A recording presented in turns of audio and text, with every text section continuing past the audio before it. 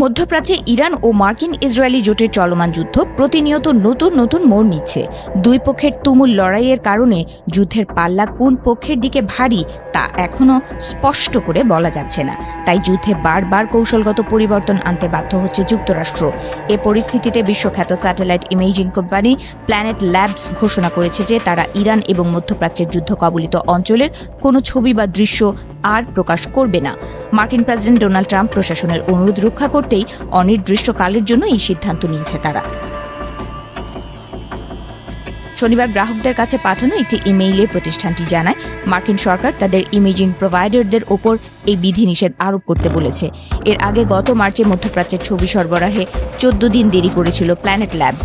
প্রতিষ্ঠানটির দাবি, ইরান যাতে এই স্যাটেলাইট ছবি ব্যবহার করে যুক্তরাষ্ট্র বা তার মিত্রদের উপর হামলা চালাতে না পারে, সেজন্যই এই পদক্ষেপ। এখন নতুন সিদ্ধান্ত অনুযায়ী গত 9 মার্চ থেকে শুরু করে যুদ্ধের শেষ না হওয়া পর্যন্ত কোনো ছবি সাধারণের জন্য উন্মুক্ত করা হবে না।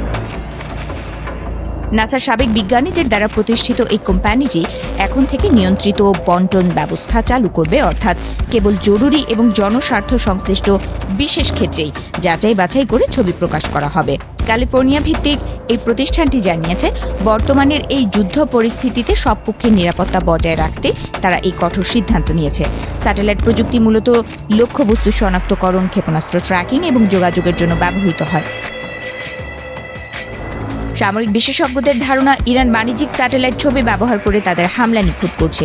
যদিও সাংবাদিক এবং গবেষকরা এই ছবিগুলোর উপর নির্ভর করেন, কিন্তু বর্তমান যুদ্ধকালীন পরিস্থিতিতে নিরাপত্তার স্বার্থে এই ছবি বন্ধের সিদ্ধান্ত নিয়েছে বিশ্বখ্যাত satellite imaging company planet labs. এদিকে বৈশ্বিক তেল বাণিজ্যের জন্য গুরুত্বপূর্ণ রুট হরমুজ প্রণালী খুলে দিতে ইরানকে নতুন সময়সীমা বেঁধে দিয়েছেন যুক্তরাষ্ট্রের প্রেসিডেন্ট ডোনাল্ড ট্রাম্প। তিনি জানিয়েছেন, মঙ্গলবার রাত 8টা পর্যন্ত সময় দেওয়া হচ্ছে।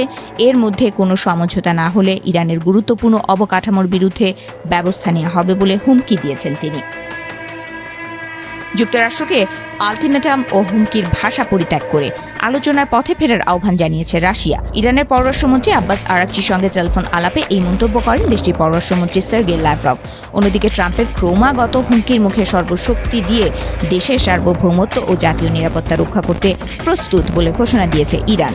দেশটির পররাষ্ট্র মন্ত্রণালয়ের মুখপাত্র ইসমাইল বাগেই বলেছেন, ইরানি জনগণ নিজেদের স্বাধীনতা ও আত্মনিয়ন্ত্রণের অধিকার রক্ষায় দৃঢ় প্রতিজ্ঞ এবং সব ধরনের শক্তি প্রয়োগ করে শত্রুর বিরুদ্ধে প্রতিরোধ গড়ে তুলতে প্রস্তুত। বিশেষজ্ঞরা বলছেন, যুদ্ধের 1 মাস পেরিয়ে গেলেও পরিস্থিতি ক্রমেই আরও জটিল দিকে যাচ্ছে। যুদ্ধ আরও দীর্ঘায়িত হলে গোটা মধ্যপ্রাচ্যে পূর্ণ মাত্রার সংঘাত ছড়িয়ে পড়তে পারে বলে আশঙ্কা করা হচ্ছে।